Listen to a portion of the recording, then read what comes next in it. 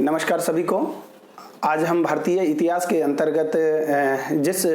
Topic पर चर्चा करने जा रहे हैं उस टॉपिक का शीर्षक है 18वीं सदी में क्षेत्रीय राज्यों का उदय। We will discuss following points in this lecture. आज के हम इस व्याख्यान के अंतर्गत कुछ महत्वपूर्ण बिंदुओं का जिक्र करेंगे, उनको समझने का प्रयास करेंगे।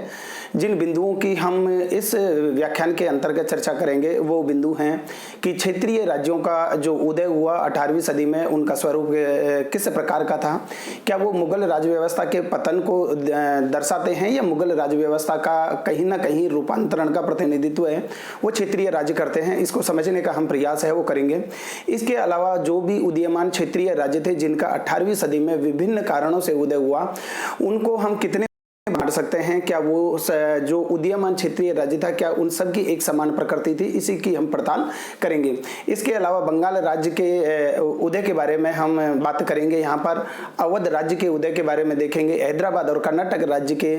किस प्रकार से मुगल साम्राज्य से एक पृथक क्षेत्रीय शक्ति के रूप में उदय हुआ, इन सब बातों की जो पड़ताल है हम इस व्याख्यान के माध्यम से करने का प्रयास है वो करेंगे। जैसा कि आप सभी जानते हैं कि 1707 ईस्वी में जब औरंगजेब की मृत्यु हुई और औरंगजेब की मृत्यु के बाद में जो भी मुगल साम्राज्य पर जिन बादशाहों ने शासन किया उनको उत्तरवर्ती मुगल बादशाह के नाम से जाना जाता है। और ये 18वीं सदी का समय था और 18वीं सदी को अपनी कुछ अहम विशेषताओं के लिए भी भारतीय इतिहास में याद किया जाता है। और ये कहा जाता है कि मुगलों की जो केंद्रीकृत जो साम्राज्य था उसका एक प्रकार से तेज गति से विघटन है इस 18वीं शताब्दी के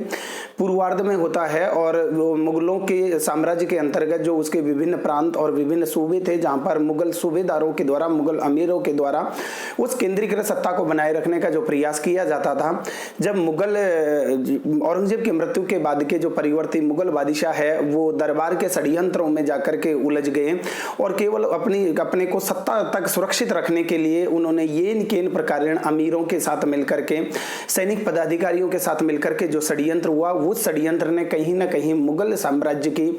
जो नींव है उसको खोखला करने का काम किया। और इसका फायदा उस समय के मुगल सूबेदार, मुगल अमीरों ने या अन्य प्रकार के विद्रोही राज्यों ने उठाया और उन्होंने मुगल साम्राज्य की केंद्रीकृत सत्ता के खिलाफ विभिन्न कारणों से अलग अलग राज्यों को जन्म दिया। ये अलग अलग जो राज्य हैं इनमें से कुछ राज्य ऐसे थे जो मुगल सूबेदारों के द्वारा स्थापित किए गए थे, मुगल अमीरों के द्वारा स्थापित किए गए थे, और कुछ राज्य ऐसे थे जिन्होंने मुगल साम्राज्य के खिलाफ विद्रोह करके नए नए राज्यों की स्थापना की थी। और इसी प्रकार से हम अगर तीसरी श्रेणी के कुछ राज्यों की बात करें तो वो राज्य में कुछ ऐसे राज्य आते हैं जो प्रारंभ में स्वतंत्र थे लेकिन उन्होंने बढ़ते हुए मुगल साम्राज्य की केंद्रीकृत सत्ता के अधीन है उनकी पराधीनता स्वीकार कर ली। लेकिन जैसे ही परिस्थितियां 18वीं शताब्दी के प्रथम दशक में जब औरंगजेब की मृत्यु हो गई और औरंगजेब के बाद के जो भी मुगल बादशाह थे वो उतने योग्य और कुशल नहीं थे, वो अयोग्य थे और एक प्रकार से केवल बादशाहत के पद को सुरक्षित रखने के अलावा उन्होंने अपने साम्राज्य की स्थिरता और साम्राज्य की अखंडता को बचाए रखने के लिए और कोई प्रयास नहीं किया। तो इसी का फायदा कुछ राजपूत राज्य है उन्होंने उठाया, जैसे त्रावणकोर के राज्य है उन्होंने इसका जैसे कि फायदा है वो उठाया। इन सभी बातों को हम इस व्याख्यान के माध्यम से एक एक करके समझने का प्रयास है वो करेंगे। सबसे पहले हम इस व्याख्यान के अंतर्गत ये देख रहे हैं कि जो 18वीं शताब्दी में जिसे कहते हैं कि क्षेत्रीय राज्यों का उदय हुआ, नई नई राज्यों का जो मुगलों का एक विशाल साम्राज्य था उसके स्थान पर छोटी छोटी राजनीतिक इकाइयां हैं उनका आविर्भाव हुआ। छोटी छोटी राजनीतिक इकाइयों ने प्रत्येक इलाके में अपनी स्वतंत्र सत्ता की स्थापना की। वास्तव में वो जो क्षेत्रीय राज्यों का उदय हुआ था वो किस प्रकार का उनका स्वरूप क्या था, क्या वो मुगल राज्य व्यवस्था की केंद्रीय सत्ता का एक प्रकार से पतन था या क्या था, इसी को हम समझने का प्रयास करेंगे। और ज्यादातर मैंने ये देखा है कि इतिहास की जितनी भी पाठ्य पुस्तकें हैं उसमें कुछ तथ्यों को इस प्रकार से घुमा फिरा करके पेश किया गया है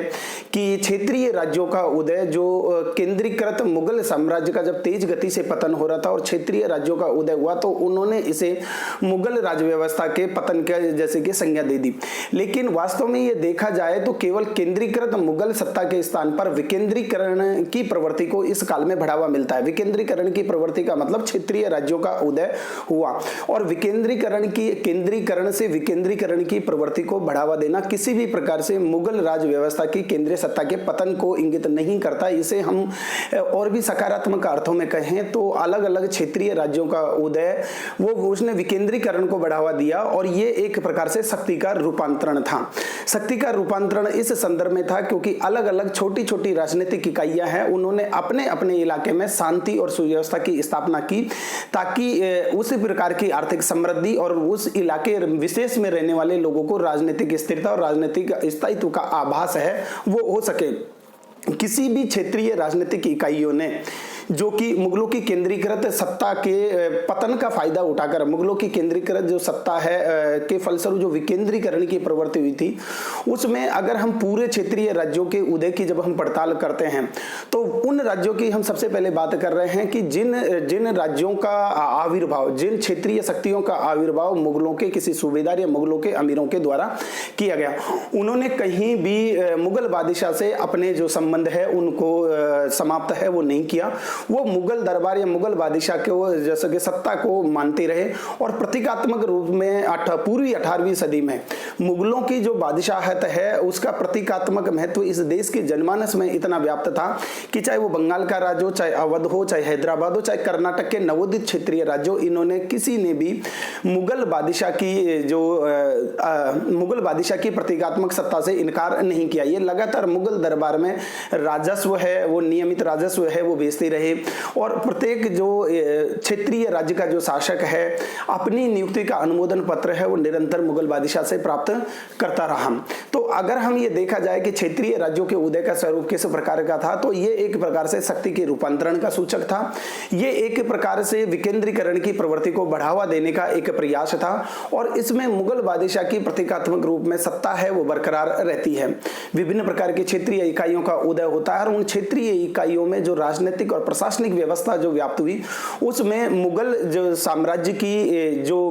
प्रशासनिक और राजनीतिक व्यवस्था के बहुत सारे जैसे कि तत्वों को आत्मसात किया गया। हाँ, क्षेत्र विशेष के अनुसार उसमें कुछ स्थानीय रूपांतरण किए गए, लेकिन जो अहम विशेषताएं थी केंद्रीय प्रशासन की या स्थानीय प्रशासन की वो मुगल साम्राज्य से उन विशेषताओं को आत्मसात किया गया। और ये स्वाभाविक भी था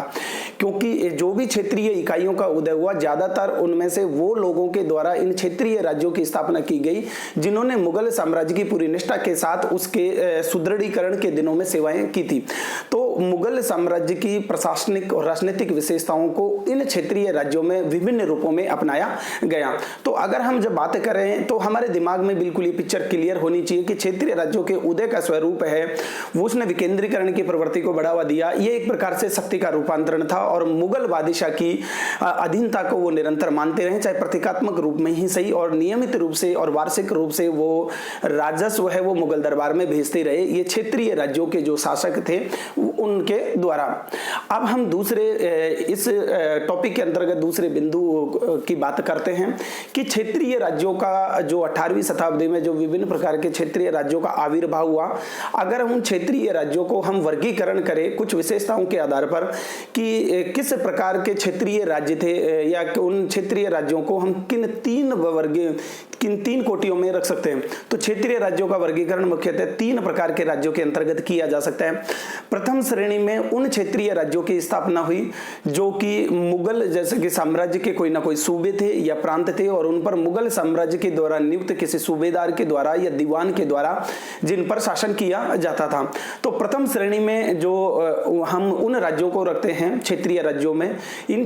क्षेत्रीय राज्यों की मैं बात कर रहा हूं जो 18वीं शताब्दी में मुगलों की जो केंद्रीकृत सत्ता है उसमें एक प्रकार का बिखराव हुआ, विकेंद्रीकरण हुआ, उसके पश्चात विभिन्न क्षेत्रीय राज्यों का आविर्भाव हुआ। तो उन क्षेत्रीय राज्यों के आविर्भाव को हम 3 वर्गों में बांट करके देख सकते हैं। प्रथम श्रेणी में उन राज्यों को रखा जा सकता है जो मुगल सूबेदारों के द्वारा स्थापित राज्य, इनको हम उत्तराधिकारी राज्य के नाम से जानते हैं। उत्तराधिकारी राज्य इसलिए क्योंकि इसके अंतर्गत हम देखते हैं कि बंगाल, अवध, हैदराबाद और कर्नाटक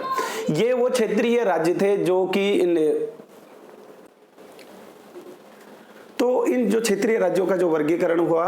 वो 3 भागों में बांट करके रख सकते हैं। प्रथम श्रेणी में उन क्षेत्रीय राज्यों को रखा जा सकता है जो कि मुगलों के किसी सूबेदार या मुगल अमीर के द्वारा स्थापित किए गए थे, और इसके अंतर्गत वो राज्य आते हैं जो कभी ना कभी मुगलों की केंद्रीकृत सत्ता के अधीन हुए है, वो किसी प्रांत या सूबे के रूप में विद्यमान थे। तो प्रथम श्रेणी के राज्यों को हम उत्तराधिकारी राज्य के नाम से जानते हैं, और उत्तराधिकारी राज्यों में जिन क्षेत्रीय राज्यों को लिया जाता है उसमें हम बंगाल है, अवध है, हैदराबाद है और कर्नाटक के राज्य को रखते हैं। दूसरी श्रेणी में उन राज्यों को रखा जा सकता है जिन्होंने मुगल साम्राज्य के खिलाफ विद्रोह किया था, और मुगल साम्राज्य के विद्रोह के फलस्वरूप वो उन राज्यों का वो राज्य है वो अस्तित्व में आए थे। जैसे हम देखते हैं इसके अंतर्गत मराठे राज्य हैं, जाट है, सिख है और फर्रुखाबाद और रोहिलखंड के अफगान रजवाड़ों, जिन्होंने मुगलों के खिलाफ, मुगलों की केंद्रीकृत सत्ता के खिलाफ, उनको ऐसे लगा कि मुगलों के जो राज्य है उनके लिए शोषण का प्रतीक है, तो इनके खिलाफ इन्होंने विद्रोह किया और इसके फलस्वरूप ये द्वितीय श्रेणी के जो क्षेत्रीय राज्य है वो अस्तित्व में आते हैं। तीसरी श्रेणी के अंतर्गत हम उन क्षेत्रीय राज्यों को रखते हैं जो अतीत में स्वतंत्र राज्य थे, लेकिन उन्होंने मुगलों की केंद्रीकृत सत्ता की अधीनता स्वीकार कर ली थी, लेकिन मुगलों में जैसे ही शक्ति का बिखराव हुआ और उत्तरवर्ती जो मुगल बादशाह है वो उतने योग्य और सक्षम नहीं थे कि वो मुगलों की केंद्रीकृत सत्ता को बरकरार रखते, तो इन परिस्थितियों का फायदा उठा करके वो राज्य है वो स्वतंत्र राज्य हो गए। इसके अंतर्गत हम राजपूत राज, मैसूर और त्रावणकोर के राज्य है उनको इसके अंतर्गत रख सकते हैं। तो इस प्रकार हमने देखा कि क्षेत्रीय राज्यों का 3 प्रकार से वर्गीकरण है वो किया जा। तो ये 3 प्रकार के क्षेत्रीय राज्य थे। इनमें से हम सबसे पहले हम उत्तराधिकारी राज्यों के उदय को समझने का प्रयास करेंगे। उत्तराधिकारी राज्यों के अंतर्गत जैसा कि मैंने बात की, बंगाल, अवध, हैदराबाद, कर्नाटक का किस प्रकार से क्षेत्रीय शक्ति के रूप में आविर्भाव हुआ, इसी की हम आगे पड़ताल करने जा रहे हैं।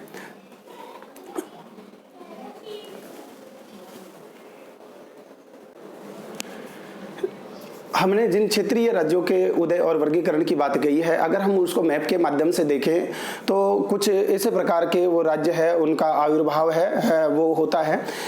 सबसे पहले हम उत्तराधिकारी राज्यों की बात करें तो उत्तराधिकारी राज्यों में देखिए ये जो बंगाल है, ये बंगाल का जो राज्य है इसका एक उदय हुआ। ये मुगलों की केंद्रीकृत सत्ता के अधीन था, लेकिन बाद में जब मुगलों की केंद्रीकृत सत्ता में बिखरा हुआ तो एक क्षेत्रीय राज्य के रूप में सबसे पहले बंगाल का होता है। और अवध, जिसे आज हम यूपी और आगरा के इलाके के नाम से जानते हैं, इलाहाबाद का जो इलाका भी इसके अंतर्गत शामिल है। यहाँ पर जो राज्य है, यहाँ पर अवध का राज्य का उदय होता है। इसके अलावा हमने बात की कि हैदराबाद जो आज जो तेलंगाना है उसकी जो राजधानी है, और पहले तेलंगाना और आंध्रा का जो सीमावर्ती इलाका है वो हैदराबाद राज्य के रूप में इस काल में अस्तित्व में आता है।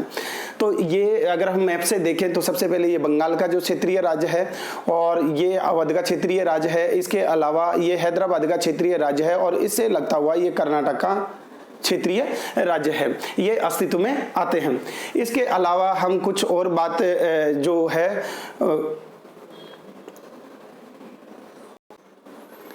इसी प्रकार से हमने क्षेत्रीय राज्यों के उदय की बात की। जैसे हमने ये कहा कि ये बंगाल का जो राज्य है वो है, ये अवध का राज्य है, इधर से आ गया। इसके अलावा ये हैदराबाद का राज्य है, ये कर्नाटक का राज्य इधर इस तरफ आ गया। इसके अलावा जो विद्रोह करके जो उत्पन्न होने वाले राज्य थे, जिनमें जैसे हम कहें कि ये मराठों का राज्य है, इस इलाके से बाद में उत्तर भारत तक उनके अभियान होते हैं। इसके अलावा भरतपुर के और जो मथुरा के इलाके के जो जाट का इलाका है वो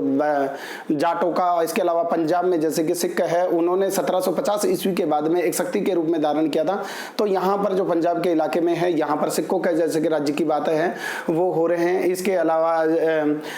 हम कहें कि रुहेलखंड में जैसे कि रुहेलों ने सत्ता स्थापित की। इसके अलावा जो राजपूतों का जो इलाका था वो राजस्थान के राजपूतों का इलाका था। इसके अलावा जो ये मैसूर का जो राज्य है और ये त्रावणकोर के राज्य है, ये वो राज्य तो जो उन्होंने पहले इसकी स्वतंत्र सत्ता को स्वीकार कर लिया था, लेकिन बाद में विभिन्न कारणों से इन्होंने अपनी जो स्वतंत्रता है उसकी उद्घोषणा कर दी। तो ये तो हमारे मैप के माध्यम से उन चीजों को देखने का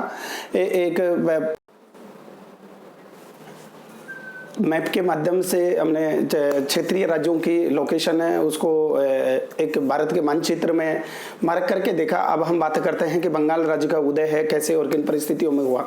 तो बंगाल के क्षेत्रीय राज्य की स्थापना का जो श्रेय दिया जाता है वो दिया जाता है मुर्शीद कुली खां को। मुर्शीद कुली खां है वो 1696 ईस्वी में मुगल बादशाह औरंगजेब के समय में ही उन्हें बंगाल का दीवान है वो बना दिया गया था। मैं आप सबकी जानकारी के लिए एक बात ये और बता दूं कि मुगलों की जो पूरी केंद्रीकृत सत्ता में किसी भी जो प्रांत है उसमें जो सत्ता किसी एक ही व्यक्ति के हाथ में केंद्रीकृत नहीं की गई थी, बल्कि संतुलन और नियंत्रण की ऐसी व्यवस्था है वो मुगलों के बादशाहों के द्वारा स्थापित की गई थी, ताकि कोई भी एक भी अधिकारी है किसी भी प्रांत या किसी सूबे में जिसमें उसको नियुक्त किया जाए वो सर्वशक्तिमान नहीं बन दिया जाए। तो सूबेदार और जो दीवान के जो पद है दो अलग अलग व्यक्तियों को दिए जाते थे। सूबेदार वहां की प्रशासनिक और राजनीतिक व्यवस्था को देखता था और जो दीवान है वो संबंधित सूबे में राजस्व संग्रह की व्यवस्था को देखता था। तो बंगाल के जो सूबे में 1696 ईस्वी में मुर्शीद कुली खां को दीवान के पद पर नियुक्त किया गया, अर्थात राजस्व संग्रह से संबंधित जो भी टैक्स कलेक्शन से संबंधित जो भी मुद्दे होंगे या जो भी व्यवस्था है उसका प्रबंध करता है वो दीवान देखता था, और नाजिम जिसे सूबेदार कहा जाता था वो प्रशासनिक और राजनीतिक व्यवस्था है उसको देखा करता था। तो 1696 ईस्वी में मुगल बादशाह औरंगजेब ने मुर्शीद कुली खां को दीवान बनाया, लेकिन जैसा कि मैंने कहा कि 1707 ईस्वी में जब औरंगजेब की मृत्यु हो जाती है और दरबार में मुगल दरबार में बादशाहत के पद को लेकर के विभिन्न प्रकार के षड्यंत्र हो जाते हैं, जिसके कारण से मुगलों की केंद्रीकृत सत्ता है उसमें एक प्रकार से बिखराव, एक प्रकार से विकेंद्रीकरण की प्रवृत्ति की शुरुआत हो जाती है। तो 1717 ईस्वी में जब नए मुगल बादशाह फर्रुखशियर बनते हैं तो उन्होंने मुर्शीद कुली खां को बंगाल का जो दीवान के साथ साथ वो नाजिम यानी सूबेदार भी बना देते हैं। तो मुर्शीद कुली खां पहले से दीवान तो था ही, अब मुर्शीद कुली खां वो बंगाल का नाजिम यानी सूबेदार भी बन गया। तो मुगलों की जो नियंत्रण और संतुलन की जो दोहरी व्यवस्था थी उसका एक व्यक्ति में केंद्रीकरण करके मुगल जैसे कि बादशाहों ने उस व्यवस्था की शुरुआत कर दी, जिसके कारण से मुगल प्रशासन इतने लंबे समय तक बरकरार रहा था। लेकिन मुर्शीद कुली खां को उन दोनों पदों को एक ही व्यक्ति में केंद्रित कर दिया गया। मुर्शीद कुली खां ने अपनी दीवानी के दौरान उत्तम राजस्व के कौशल को प्रदर्शन किया था और उन्होंने बंगाल के जो टैक्स कलेक्शन है उसको काफी ऊंचाइयों पर पहुंचा दिया था और बंगाल को से काफी राजस्व की प्राप्ति है वो मुगल जैसे कि साम्राज्य को होती थी। मुर्शीद कुली खां ने 1717 ईस्वी में जैसे ही उन्हें नाजिम बनाया गया तो मुर्शीद कुली खां के द्वारा एक प्रकार से बंगाल में मुगल बादशाहत की या मुगल दरबार की आंतरिक षड्यंत्र की राजनीतियों का फायदा उठा करके उन्होंने एक स्वतंत्र जैसे कि प्रांतीय शासक के रूप में व्यवहार करना है वो प्रारंभ कर दिया। उन्होंने सबसे पहले क्योंकि उनकी जो प्रसिद्धि थी और उनका कौशल था वो जमींदारी व्यवस्था को लेकर के था, तो मुर्शीद कुली खां का ये मानना था कि छोटी छोटी जमींदारियों से इतना राजस्व का संग्रह नहीं हो सकता। तो मुर्शीद कुली खां को भारत के इतिहास में इसलिए भी याद किया जाता है कि सबसे ज्यादा बड़ी बड़ी जमींदारियों को जन्म देने में मुर्शीद कुली खां का बहुत बड़ा योगदान था। मुर्शीद के समय में इसके अलावा जो सौदागर है उसमें आर्मेनियाई जो सौदागर है, भारतीय जो मुसलमान के जो सौदागर है जो व्यापार करते थे उनका भी काफी तेजी से प्रभाव बढ़ा, क्योंकि मुर्शीद कुली खां ने बंगाल में वो राजनीतिक स्थिरता वो स्थायित्व है वो प्रदान किया ताकि लोग आसानी से व्यापार कर सकते थे, एक स्थान से दूसरे स्थान पर आ जा सकते थे। मुगल के साम्राज्य की जो केंद्रीय सत्ता में जो एक प्रकार से अव्यवस्था उत्पन्न हो गई थी, जहां पर जैसे कि बादशाह और दरबार के बीच में एक षड्यंत्र आंतरिक षड्यंत्रों की राजनीति चल रही थी। मुर्शीद कुली खां ने ऐसे समय में जो मुगल साम्राज्य के सबसे समृद्ध प्रांत है उसको न केवल एक स्वतंत्र हैसियत का प्रदान करने का काम किया बल्कि उसको एक राजस्व संग्रहकर्ता के रूप में बनाए रखा। इसके लिए बड़ी बड़ी जमींदारियों को उन्होंने जन्म दिया। उसी के समय में सौदागर है उनका काफी बड़ा महत्व बढ़ता है और जगत सेठ के रूप में जो बैंकर है उनका भी काफी महत्व बनता है। तो मुर्शीद कुली खां के समय में बंगाल में सत्ता के त्रिकोण के रूप में जमींदार, सौदागर और बैंकर है वो उभर करके सामने आते हैं। मुर्शीद कुली खां के समय में कुछ प्रमुख विद्रोह होते हैं, इनको एग्जाम में अक्सर पूछा जाता है कि निम्नलिखित में कौन सा विद्रोह किसके समय में हुआ। तो मुर्शीद कुली खां के समय में जो विद्रोह हुए वो उनको आपको याद रखना है। कुछ प्रमुख विद्रोह हुए थे जैसे सीताराम का विद्रोह, उदय नारायण का विद्रोह, गुलाम मोहम्मद का विद्रोह, सुजात खां का विद्रोह और नजाद खां का विद्रोह। मुर्शीद कुली खां ने अपनी नाती यानी अपनी बेटी के बेटे सरफराज खां को अपना वारिश है वो घोषित कर देता है। तो मुर्शीद कुली खां ने उस व्यवस्था की शुरुआत कर दी जिसमें बंगाल एक वंशानुगत क्षेत्रीय राज्य के रूप में तब्दील हो गया था। और इसके बाद में मुर्शीद कुली खां ने लेकिन मुगल जैसे कि बादशाहत से, मुगल साम्राज्य से अपना किसी भी प्रकार का संबंध वो समाप्त नहीं किया और व्यवहार में उसको वार्षिक खिजराना और नजराना है वो लगातार भेजते रहे। लेकिन उसने अपने उत्तराधिकारी और अपने स्वयं का वहां पर एक नवाब के रूप में अनुमोदन पत्र वो निरंतर मुगल दरबार से प्राप्त करते रहे। उसके बाद में जब मुर्शीद कुली खां ने सरफराज खां को अपना उत्तराधिकार और वारिस घोषित कर दिया था, लेकिन जो सरफराज खां के जो पिता थे सुजाउद्दीन है उन्होंने सरफराज खां को मुगल बंगाल का नवाब मुर्शीद कुली खान ने अपने नाती सरफराज खान को अपना वारिस घोषित किया था, लेकिन शुजाउद्दीन ने जो सत्ता के त्रिकोण की जो मैं बात कर रहा था, और ये सत्ता का ही वो त्रिकोण था जिसको मुर्शीद कुली खान ने पैदा तो कर दिया, लेकिन ये सत्ता का त्रिकोण है, इसकी राजनीतिक महत्वाकांक्षाएं इतनी ज्यादा बढ़ गई कि जब भी उसे लगा कि बंगाल का कोई भी नवाब उनकी आशाओं और अपेक्षाओं के अनुसार खरा नहीं उतरता, तो वो किसी विरोधी पक्ष का सहारा देकर के या किसी सत्ता के अन्य दावेदार को आगे कर करके उसका साथ दिया करते थे और नवाब का पद उसको प्रदान कर दिया जाता था, जिसके दुष्परिणाम हम बाद में 1757 ईस्वी में प्लासी के युद्ध के दौरान देखने का प्रयास है वो करेंगे। तो सरफराज खान को उसके पिताजी शुजाउद्दीन के द्वारा नवाब है वो नहीं बनने दिया गया और शुजाउद्दीन ने 1727 से 1739 तक बंगाल के नवाब के पद पर बैठ जाते हैं। उसके समय में सत्ता के त्रिकोण की बात मैं कर रहा हूं, जमींदार, सौदागर और बैंकरों की पकड़ बंगाल के प्रशासन पर और भी ज्यादा मजबूत हो जाती है और शुजाउद्दीन के समय में बंगाल का उड़ीसा पर अधिकार है वो हो जाता है।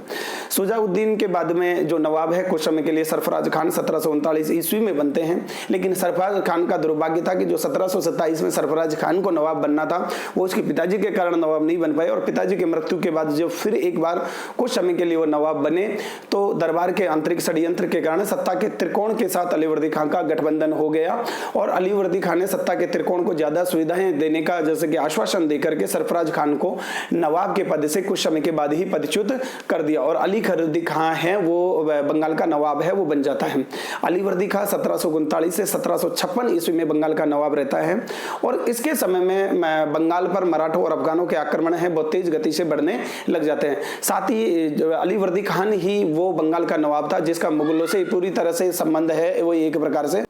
अलीवर्दी खान के समय में मराठों और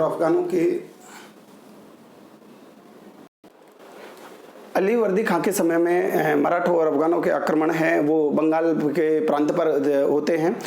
और अलीवर्दी खान मराठों के आक्रमण से इतना परेशान हो जाता है कि 1751 ईस्वी में वो मराठों के पक्ष में उड़ीसा है उनको सौंप देता है और चौथ देना बंगाल के प्रांत से चौथ देना है वो स्वीकार कर लेता है। अलीवर्दी खान के ने अपना उत्तराधिकारी अपनी जो नाती है वो सिराजुद्दौला को नियुक्त किया था, लेकिन अलीवर्दी खान के कुछ और बेटियां थी, जैसे ही उसकी 3 बेटियां थी और जब उसने एक बेटी के जो बेटे सरफराज खान को अपना उत्तराधिकारी घोषित किया तो सत्ता के जो अन्य दावेदार थे एक तो था पूर्णिया का जो गवर्नर था शौकत जंग और उसकी बेटी जो घसीटी बेगम है उन्होंने सिराजुद्दौला के नवाब के जैसे कि पद पर जो घोषित किया गया था अलीवर्दी खान है उसको लगातार वो चुनौती देने लगे और उन्होंने ईस्ट इंडिया कंपनी के साथ मिलकर के उस षड्यंत्र को अंजाम दिया जिसके कारण से अलीवर्दी खान के पश्चात जो बंगाल के नवाब के पद पर बैठे सिराजुद्दौला है उसको गद्दी से हटा दिया गया एक षड्यंत्र के माध्यम से और बंगाल के प्रशासन पर, बंगाल की राजनीति पर, बंगाल के राज्य पर एक प्रकार से ईस्ट इंडिया कंपनी के अप्रत्यक्ष शासन की शुरुआत है वो इसी आंतरिक जैसे कि षड्यंत्र के कारण है वो प्रारंभ हो जाती है। अब हम बातें करते हैं कि अवध राज्य का जो संस्थापक कौन था। अवध के क्षेत्रीय राज्य के संस्थापक की बात करें तो वो थे सादात खां बुरहानमुल। 1722 ईस्वी में उन्होंने अवध के स्थानीय राज्य है उसकी नींव डाली और स्थानीय जागीरदारों का एक जैसे ही उन्होंने अवध राज्य की नींव डाली और अवध में एक प्रकार से वो एक स्वतंत्र शासक के रूप में व्यवहार करने लगे तो उन्होंने स्थानीय जागीरदारों का एक नया कुलीन वर्ग तैयार किया। ये वो कुलीन वर्ग था जो सादत खां के प्रति वफादार था और इसमें हिंदू, मुस्लिम और सभी जातियों के जो जागीरदार हैं उनको इसके अंतर्गत शामिल किया गया। यहाँ पर किसी भी प्रकार का धार्मिक जो भेदभाव है वो सादत खां बुरहानमुल के द्वारा नहीं किया गया। इसके अलावा सादत खां बुरहानमुल ने अपने दामाद सफदर जंग को मुगल बादशाह की अनुमति से अपना नायब दीवान है वो बना लिया। इसी जो सादत खां बुरहानमुल है वो अपनी जो भूमिका है वो मुगल दरबार में बड़ी प्रभावी चाहता था, लेकिन एक तो जो हैदराबाद के जो निजाम है और दरबार के षड्यंत्रों के कारण जब वो अपने उद्देश्यों में सफल नहीं हो पाया तो उन्होंने अवध को ही अपनी जो गतिविधियों का केंद्र बनाया और अवध में अपनी क्षेत्रीय सत्ता को, अपनी स्थिति को मजबूत करने के लिए वो प्रयासरत रहा। इसी समय सादत खां बुरहानमुल के समय में एक महत्वपूर्ण ऐतिहासिक घटना घटित होती है कि नादिर शाह का दिल्ली पर आक्रमण हो जाता है 1739 ईस्वी में। ऐसा कहा जाता है कि नादिर शाह को दरबार के आंतरिक षड्यंत्रों से विक्षुब्ध होकर के, क्योंकि उस समय हैदराबाद के निजाम का काफी प्रभाव था और वजीर दौला जो उस समय मुगल साम्राज्य का जो वजीर था उससे कुछ को वो सादत खां पसंद नहीं करता था। और ये भी कहा जाता है इतिहासकारों के द्वारा कि नादिर शाह को भारत पर आने के लिए वो सादत खां बुरहान मुल्क के द्वारा आमंत्रित किया गया और ये कहा गया कि आप जो दिल्ली है उस पर इस प्रकार से अटैक करें क्योंकि यहाँ की व्यवस्था है, और इसके माध्यम से वो अपनी मुगल दरबार में स्थिति मजबूत करना चाहता था। लेकिन नादिर शाह ने जब दिल्ली पर अधिकार किया और 2 महीने तक वो दिल्ली का बादशाह बना रहा, तो नादिर शाह ने बहुत ज्यादा राशि की मांग है वो सादत खां बुरहान मुल्क से की, ऐसा कहा जाता है।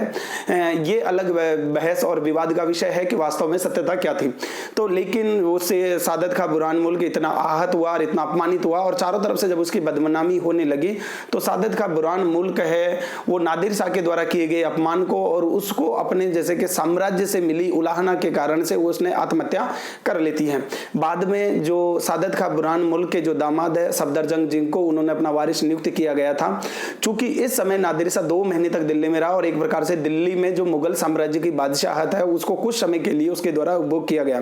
तो 2 करोड़ रुपए नादिर शाह को सफदरजंग के द्वारा दिए गए और तब जाकर के अवध का जो नवाबी है वो सफदरजंग को सौंपी गई। सफदरजंग 1739 से 1754 ईस्वी तक अवध के नवाब रहते हैं। नवाब का मतलब अवध के जो क्षेत्रीय राज्य थे उसके शासक है वो नवाब कहलाते थे, बंगाल के क्षेत्रीय राज्य के शासक है वो भी नवाब कहलाते थे। सफदरजंग भी मुगल जो बादशाह है मुगल साम्राज्य का वजीर बनना चाहता था, लेकिन 1748 में जब मोहम्मद शाह प्रथम का शासन रहा तब तक उसकी किसी भी प्रकार की उसकी मंसूबे हैं वो पूरे नहीं हो पाए, क्योंकि उस समय हैदराबाद के जो निजाम थे निजामुल मुल्क आसफ जहां वो भी सफदरजंग के बढ़ते हुए प्रभाव को या सादत खां बुरहान मुल्क के बढ़ते हुए प्रभाव को नहीं देखना चाहते थे। लेकिन 1748 में जब दोनों की मृत्यु हो जाती है, हैदराबाद के निजाम की मृत्यु हो जाती है और मुगल बादशाह शाह आलम मोहम्मद शाह प्रथम की मृत्यु हो जाती है, तब जाकर के अहमद शाह नए मुगल बादशाह बनते हैं और उस नए मुगल बादशाह के समय सफदरजंग है वो मुगल साम्राज्य के वजीर बन जाते हैं। सफदरजंग ने की जो अवध के जो क्षेत्रीय विस्तार किया उसके समय में उसने पठानों से फर्रुखाबाद है वो प्राप्त कर लिया, लेकिन जो अवध के जो सफदरजंग थे वो मराठों के निरंतर होने वाले आक्रमणों से लगातार अत्यंत दुखी थे और सफदरजंग के 1754 ईस्वी के बाद में सुजा-उद-दौला है वो अवध के नवाब है वो बनते हैं। लेकिन अवध के जितने भी नवाब थे वो मराठों के जो व्यवहार से और उनकी नीतियों से इतने क्षुब्ध और परेशान थे कि पानीपत का जब तृतीय युद्ध हुआ, अहमद शाह अब्दाली ने भारत पर जब आक्रमण किया, मराठों के खिलाफ वो अभियान किया, तो अवध के नवाब मराठों के व्यवहार और कार्यशैली से इतने अप्रसन्न थे, इतने दुखी थे, इतने नाराज थे कि उन्होंने अहमद शाह अब्दाली का उस पानीपत के तृतीय युद्ध में एक प्रकार से अप्रत्यक्ष रूप से सहयोग किया। तो ये अवध का जो क्षेत्रीय राज्य है उसकी स्थापना की गई थी।